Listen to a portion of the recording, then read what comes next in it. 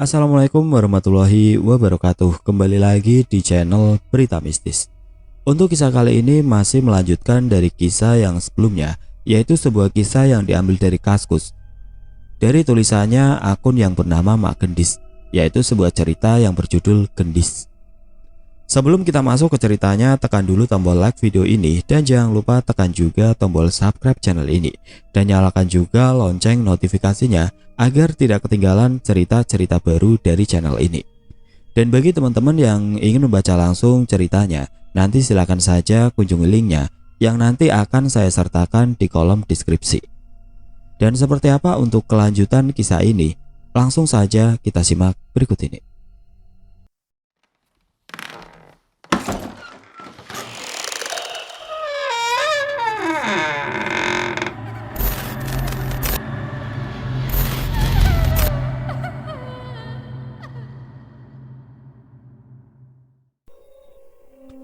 Tidak terasa sudah 2 bulan semenjak kepergian Mas untuk bertugas di kota hujan. Terpisahkan oleh jarak dan waktu tidak membuat hubungan kami bertambah harmonis, melainkan semakin terlihat jurang perbedaan yang mengangah lebar membentang di antara kami berdua. Hubungan rumah tanggaku mulai hambar. Tidak ada lagi komunikasi di antara aku dan suamiku, walau hanya berbasa-basi sekedar menanyakan kabar via telepon atau mengirim pesan. Dua insan mulai menentukan jalannya masing-masing. Kami sudah tidak seiring sejalan. Aku paham, mungkin sudah ada seseorang yang mengisi hati suamiku, yang selalu menemani hari-harinya penuh dengan canda tawa, walau hanya sebatas lewat suara ataupun kalimat pesan yang menggoda. Nikmatilah hari-harimu tanpa ada perasaan berdosa suamiku, tanpa ada bayangan diriku dan putrimu yang hinggap dalam pikiranmu lagi. Hingga suatu hari, terdengar suara pesan masuk di ponsel. Aku melirik sekilas notifikasi pesan. Tampak nama suamiku tertera di layarnya. Aku menghela nafas pelan. Tumben, gumamku dalam hati. Hatiku bimbang, haruskah aku membaca pesan yang baru saja aku terima, atau langsung kuhapus saja pesannya tanpa perlu kubaca dulu apa isinya. Akhirnya aku memutuskan untuk membaca pesan yang dikirim oleh suamiku. Nampaknya aku juga penasaran dengan isi pesannya. Setelah lama tidak terdengar kabar, kira-kira kalimat apa yang akan ia tulis? Berita baik atau burukkah yang akan segera kubaca? Mah, apa kabar? Gimana kabar Gendis? Maaf Mas baru bisa memberi kabar karena kemarin-kemarin Mas sangat sibuk. Tulisnya tanpa merasa bersalah sedikit pun. Basa-basi apa lagi ini? Gerutuku. Alhamdulillah baik. Hanya itu jawaban yang bisa kutulis. Hatiku masih sakit jika teringat ucapannya malam itu. Percayalah, aku bukan orang yang mudah memaafkan. Sifatku sangat buruk. Aku pendendam. Mah, Mas ingin memberitahu sesuatu, tapi tolong jangan panik dan marah ya. Mas mengirimiku foto. Astagfirullah. Kalimat itu yang terucap dari bibirku. Mataku terbelalak melihat foto yang dikirim oleh Mas. Kuamati gambarnya yang tampak menjijikan, seraya kututup mulutku dengan jemari tangan kanan. Tampak darah membasahi celana hitam yang suamiku pakai. Aku melihat robekan celana panjangnya, terlihat luka memanjang yang sangat dalam. Kulit dan daging di betis kiri suamiku menganga lebar.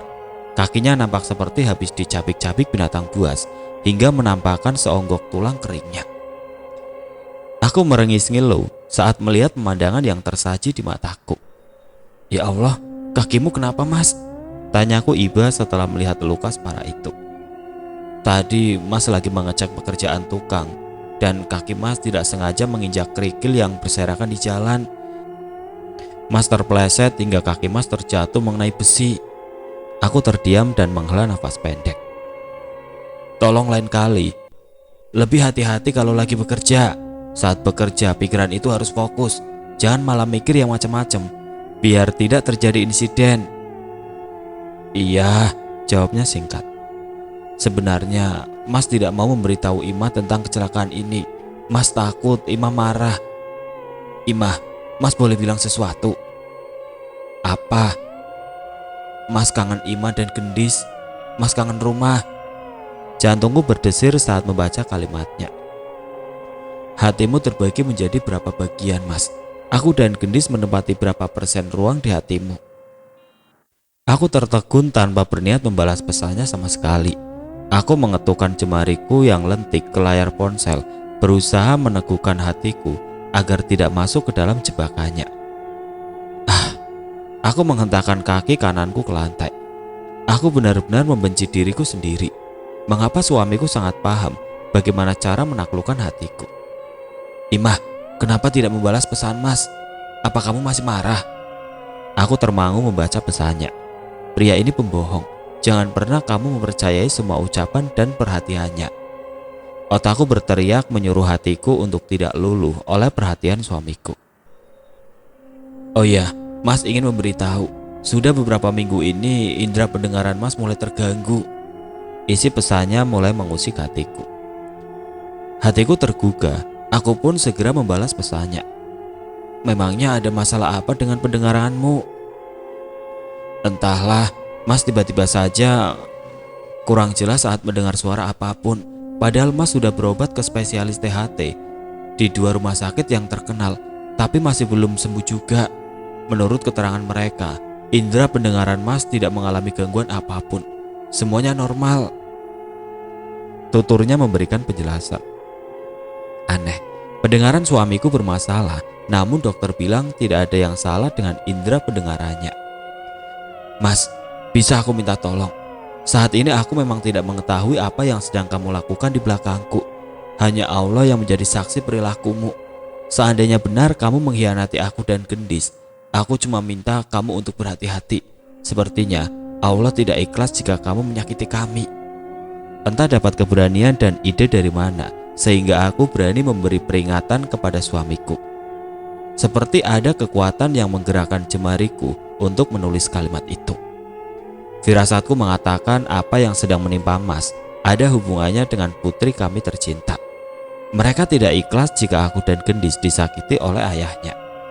Saat ini Allah tengah memberi peringatan kecil ke suamiku. Seandainya Mas tidak menyadari pertanda ini, bisa saja musibah yang lebih besar akan menghampirinya. Mas masih menjadi suami Ima dan ayah bagi Gendis. Mas masih cinta Ima dan Gendis. Ima satu-satunya istri Mas. Jawaban dari suamiku terdengar mengambang. Dia tidak menolak ataupun mengiyakan tuduhanku. Nanti Mas hubungi Ima lagi sepulang dari rumah sakit. Dan kalau kaki Mas sudah membaik, Mas akan segera pulang ke rumah. Mas sudah tidak sabar ingin main bersama Gendis. Tolong cium pipi Gendis yang tembem untuk Mas. Aku termenung membaca pesan terakhirnya. Tumben suamiku menanyakan kabar Gendis. Sebenarnya ingin kutanyakan bisnisnya bersama Nia, namun aku ragu. Lebih baik aku menanyakan perihal bisnis mereka jika suamiku sudah berada di rumah. Setelah 3 bulan lamanya suamiku bertugas di kota hujan, akhirnya dia memberi kabar kepulangannya. Ada terbesit rasa bahagia di sudut hatiku, walau aku masih belum bisa mempercayai suamiku sepenuhnya. Aku masih menaruh rasa curiga jika hubungan Mas dan Nia lebih dari sekedar rekan bisnis. Aku yakin benih-benih cinta lama telah bersemi di hati mereka. Ditemani senja yang berwarna merah, aku membaca majalah ditemani secangkir teh hangat beraroma melati. Kuamati dari sudut mataku, Gendis sedari tadi asik mengoceh. Nampaknya ia mulai belajar bicara. Putriku yang sedang duduk di lantai terlihat berusaha keras mengucapkan sebuah kalimat. Kuturunkan perlahan majalah yang sedang kubaca agar bisa mendengar jelas ucapan yang pertama kali terlontar dari bibirnya yang mungil. Aku mengernyit bingung. Apa aku tidak salah dengar? Segera kuambil ponsel yang berada di sampingku dan kunyalakan mode video. Perlahan kudekati anakku yang sedang berbicara sambil kurekam aktivitasnya. Ibu, ujarnya berulang-ulang dengan suara terpatah-patah.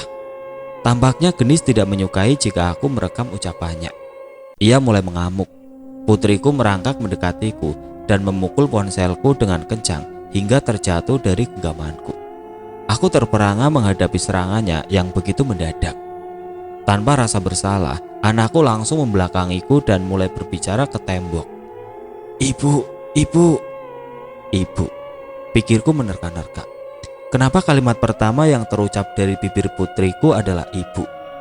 Bukannya kalimat ayah atau mama seperti yang sering kuajarkan kepadanya. Siapa ibu? Di rumahku tidak ada yang pernah kupanggil dengan sebutan ibu. Belum habis rasa keherananku, terdengar suara dejit mobil berhenti di halaman rumah. Tidak lama terdengar pintu gerbang dibuka. Dengan ujung mataku, kulihat Mas sedang berjalan memasuki pelataran rumah. Aku menatap ambang pintu yang sudah terbuka. Tubuh tegapnya terbalut kulit yang terlihat menghitam akibat terbakar sinar matahari. Suamiku mengucapkan salam sambil menatap penuh cinta ke arahku. Waalaikumsalam, jawabku dengan gugup berusaha menutupi rasa gundah di hati. Gendis, ayah pulang. Gendis kangen ayah tidak? Tanya Mas kepada putri semata wayangnya. Gendis menatap tajam ke arah ayahnya dan mulai merangkak mendekatiku. Putriku langsung membenamkan wajahnya ke dalam pelukanku. Walau sesekali ia berusaha mencuri pandang ke arah pria yang tengah berusaha memenangkan hatinya. Hanya kalimat itu yang terucap dari bibirnya yang mungil sambil menunjuk ke ayahnya. Itu ayah Gendis baru datang dari Bogor, terangku sambil memangku tubuhnya yang mulai terasa berat. Gendis lupa sama ayah ya? Tanyaku sambil menggenggam erat jemarinya yang mungil. Mas melangkah perlahan ke arahku. Ia menatap sayu. Senyuman terkembang dari bibirnya yang merah. Jemarinya mengelus puncak kepalaku, mengelus rambutku yang tidak terbungkus oleh jilbab ketika berada di rumah. Perlakuannya sukses memporak-porandakan detak jantungku. Gendis takut karena jarang bertemu ayah ya?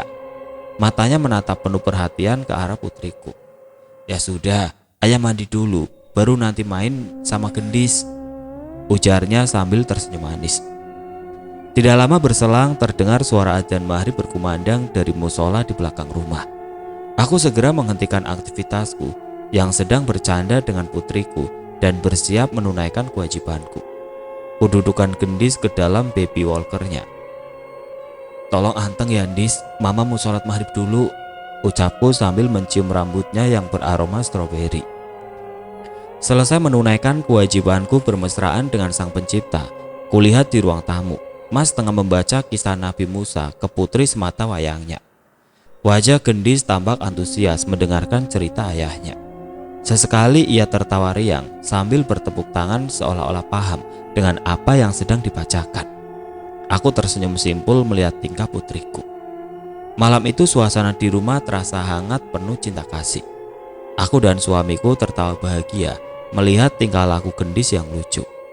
Namun, semuanya berubah saat nada ponsel suamiku berdering di tengah canda tawa kami. Halo, suara sopan suamiku terdengar menyapa. Entah sedang berbicara dengan siapa, suaranya terdengar serius. Sebentar bu, ujarnya. Kali ini Mas memakai isyarat tangan memintaku untuk mendekat ke arahnya. Mah, tolong ambilkan NPWP dalam dompet coklat di kamar belakang. Suaranya setengah berbisik karena tidak ingin terdengar oleh lawan bicaranya. Dengan bergegas aku segera menuju ke kamar belakang. Kulihat dompet kulit berwarna coklat tua tergeletak di atas meja. Segera ku ambil dan kubuka isinya. Perlahan ku cari kartu yang diminta suamiku.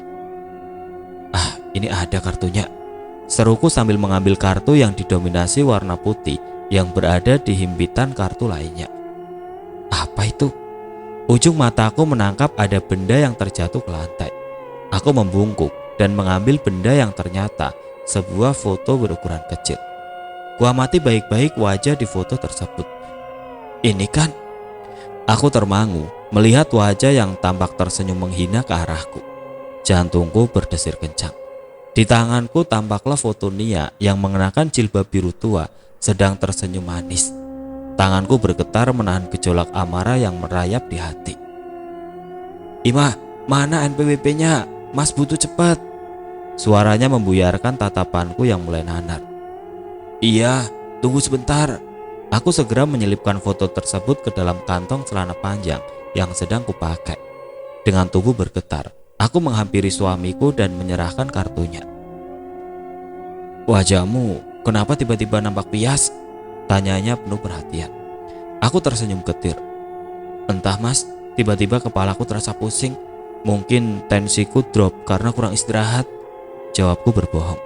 Ya sudah, kamu istirahat saja, biar mas yang menjaga gendis. Baik mas, terima kasih ya, sautku pelan. Dengan langkah gontai aku berjalan melangkah ke kamar. Kubuka lemari pakaian perlahan dan kukeluarkan foto Nia dari kantongku. Segera kuselipkan foto tersebut di antara tumpukan baju.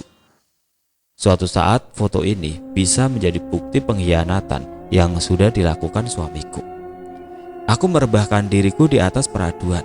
Kepalaku terasa berat karena terlalu banyak pikiran. Lambat laun mataku terpejam seiring dengan detik jarum jam yang terdengar berbunyi perlahan.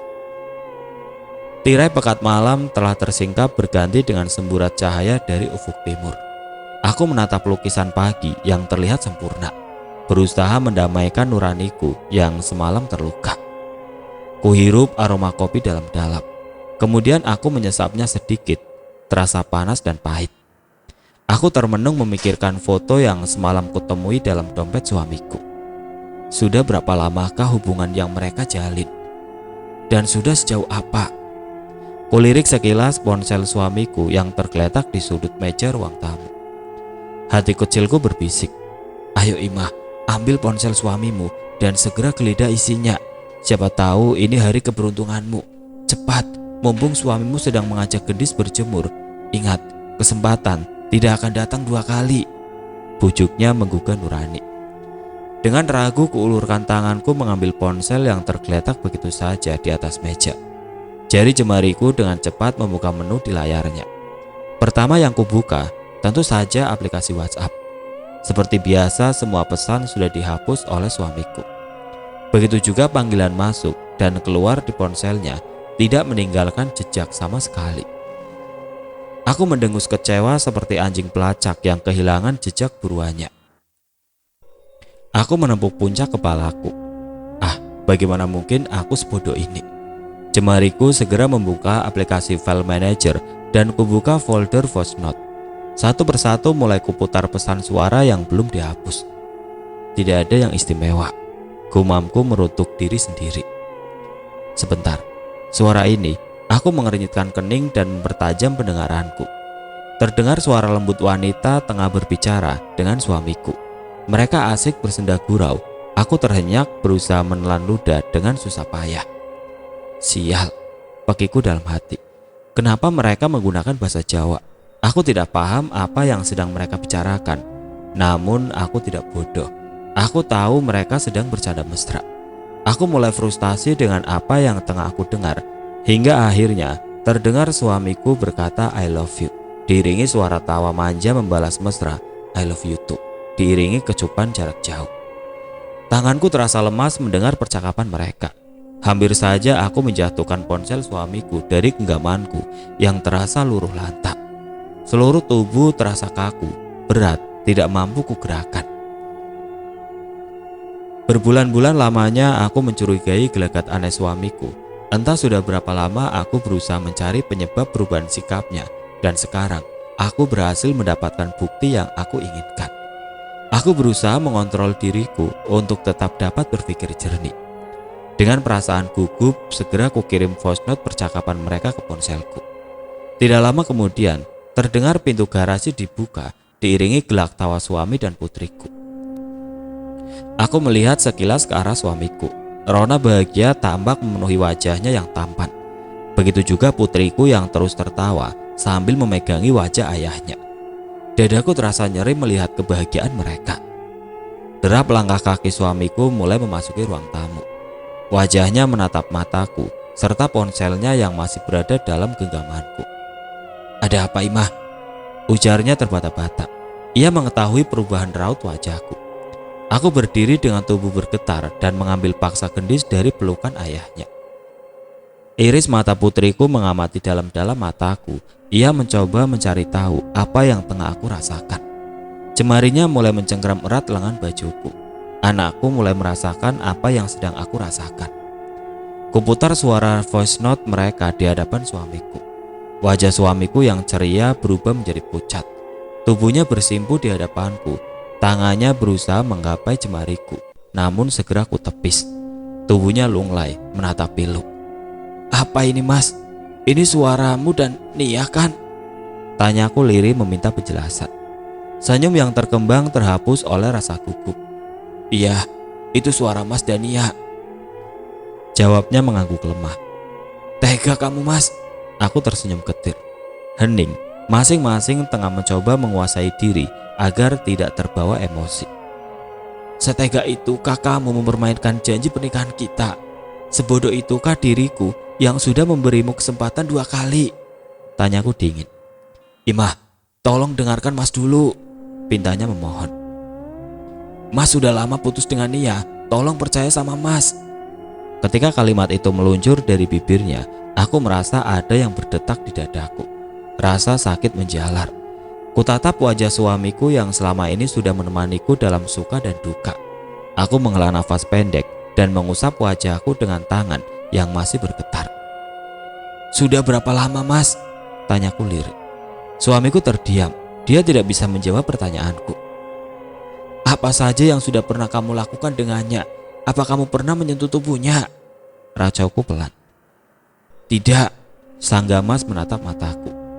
"Apa kamu pernah mencium bibirnya?" telisiku. Batinku belum puas mendengar jawabannya. Suamiku menggelengkan kepalanya sambil menatapku lekat-lekat.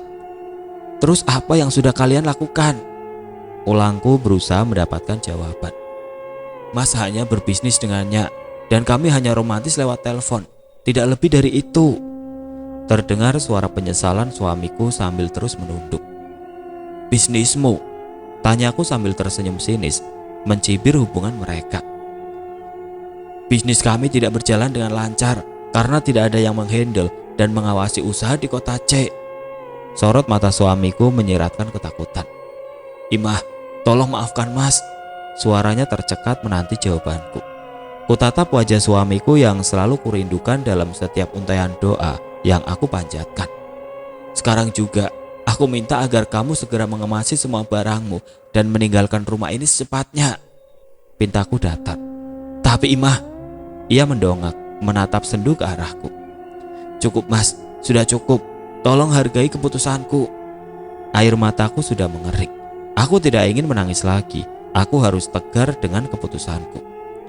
Dengan bimbang suamiku menuju ke kamarnya. Kulihat dia mulai mengemasi pakaiannya sambil menenteng tas ransel. Ia menghampiriku. "Imah, untuk terakhir kalinya, bolehkah Mas menggendong gendis?" tanya suamiku dengan tatapan memohon yang menohok jantung. Mas meletakkan ranselnya di dekat pintu dan melangkah maju. Ia mengulurkan tangannya ingin menggendong putrinya untuk terakhir kalinya. Kuserahkan gendis ke dalam pelukan suamiku. "Terima kasih," ucapnya setengah berbisik. Mas membawa gendis berjalan keluar. Sayup-sayup kudengar suamiku meminta maaf ke putri kami atas semua kesalahan yang sudah ia perbuat. Tanpa membuang waktu, aku segera mengirim pesan ke wanita bernama Nia. "Mbak Nia, saya Ima, istrinya Mas Dedi. Terima kasih ya Mbak, sudah menghancurkan rumah tanggaku. Hari ini aku berhasil mendapat bukti perselingkuhan kalian." Tulisku dengan hati yang hancur berkeping-keping. Kuperhatikan Nia langsung online dan membaca pesanku. Tidak lama kemudian dia langsung memblokir nomorku tanpa membalas pesanku. Dengan langkah gontai, aku menuju kamarku. Aku juga mengemasi barang-barangku dan gendis. Aku ingin meninggalkan rumah ini secepatnya, rumah yang pernah memberiku teror ketakutan, serta saksi bisu pengkhianatan suamiku. Ketika amarah membuncah di dada, ada rasa kecewa menguasai hati. Ketika rasa benci menguasai diri, aku mencoba menarik nafas dan memasuki kesunyian. Aku bersandar ke dinding yang dingin, tubuhku merosot ke lantai. Pertahananku luluh lantak, aku mulai menangis sesegukan sendirian. Seluruh tubuhku rasanya tidak bertulang, begitu sulit untuk aku gerakan. Dengan sekuat tenaga, ku coba berdiri dengan berpegangan pada lemari jati yang berdiri kokoh di sampingku. Segera kuseka sisa air mataku. Aku berusaha menguatkan diri. Aku tidak ingin terlihat lemah di matanya. Dengan sisa kekuatan yang tersisa di tubuhku, aku melangkah ke ruang tamu menunggu kepulangan putriku dengan pria yang telah menghancurkan hatiku. Tidak butuh waktu lama, bayangan suamiku mulai memasuki rumah. Mas menyerahkan gendis ke pelukanku sambil tersenyum, walau sorot matanya menyiratkan rasa bersalah. Imah, tidak bisakah Mas mendapat pengampunanmu? Tolong jangan pisahkan Mas dengan gendis. Suaranya parau menahan tangis. Aku menggelengkan kepala dan tersenyum sinis. Suamiku mengambil ranselnya dan berjalan mendekati kami. Tangannya mengusap lembut rambut ikal gendis. Tolong maafin semua kesalahan ayah ya nak. Tuturnya lembut dengan butiran air mata di kelopak matanya. Maafin Mas ya Ima, jika selama ini tidak bisa menjadi suami dan imam yang baik untuk dirimu dan putri kita. Ucapnya tulus. Aku terdiam, berusaha menahan gejolak di dalam dada. Dengan langkah lunglai Mas berjalan meninggalkan rumah. Tubuh tegapnya mematung di pekarangan rumah, menoleh ke arah aku dan gendis, seolah berpamitan untuk terakhir kalinya. Langit tampak mendung, seolah melukiskan suasana hatiku yang berkali-kali terluka. Tanpa menunggu lama, segera aku telepon Pak Warsi untuk mengantarku ke rumah tante. Sekitar 30 menit kemudian, kendaraan Pak Warsi berhenti di halaman rumahku. Aku membuka pintu mobil dan melirik sekilas ke arah rumahku. Aku menghela nafas. Selamat tinggal, bisiku pelan diiringi butiran kristal yang terjatuh dari mataku. Sepanjang perjalanan aku terdiam mematung, walau sebenarnya hatiku meronta-ronta, ingin menjerit melepaskan semua beban di hati. Sesampainya di rumah tante, Pak Warsi membantuku menurunkan barang bawaanku dan segera pamit undur diri. Aku mengucapkan terima kasih dan melangkah ke dalam rumah dengan tatapan kosong. Tanteku keluar dari kamarnya dan mengamati raut wajahku. Sepertinya beliau paham apa yang tengah aku rasakan. Beliau segera mengambil gendis dari pelukanku. Ada masalah apa lagi dengan suamimu? Tanyanya dengan raut wajah khawatir. Penyakitnya kambuh lagi mah. Kali ini Ima sudah tidak kuat. Ima mau pisah sama Mas. Terserah kamu.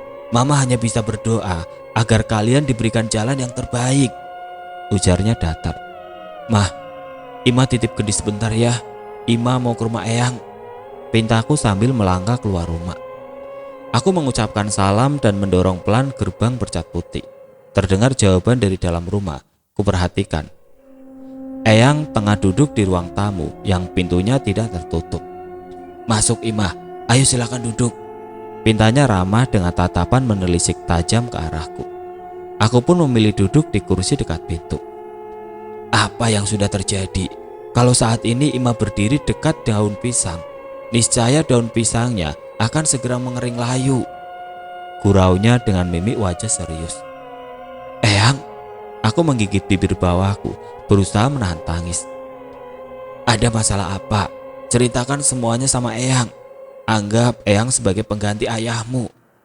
Suara lembut menghiburku disertai tatapannya yang penuh kasih sayang. Bibirku bungkam menahan isak. Namun perhatian dari Eyang akhirnya membuat tangisku pecah.